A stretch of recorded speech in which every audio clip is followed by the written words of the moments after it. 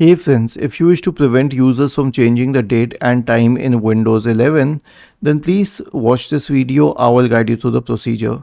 Search for Registry Editor in the Windows search bar and click on Run as Administrator in the right pane. Now, copy this key named Control Panel, or you can easily remember this. Go to the path HKey Local Machine, Software, Policies, Microsoft. Right click on Microsoft, select New Key and name it Control Panel. Then create a new key and name it International. Okay, right click, new key and name it International. Then you need to create a Diva 32-bit entry named Prevent User Overrides. Right click, new Diva 32-bit value, Prevent User Overrides. Now to enable this thing, to allow users to change the date and time, double click on it and let the value data be 0.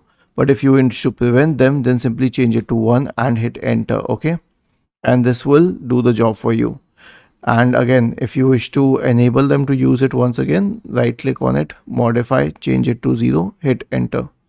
Was this helpful? If yes, then please subscribe to the channel, and if not, then let us know in the comment section of the video on how we could help you better. Thank you for watching this video and have a nice day.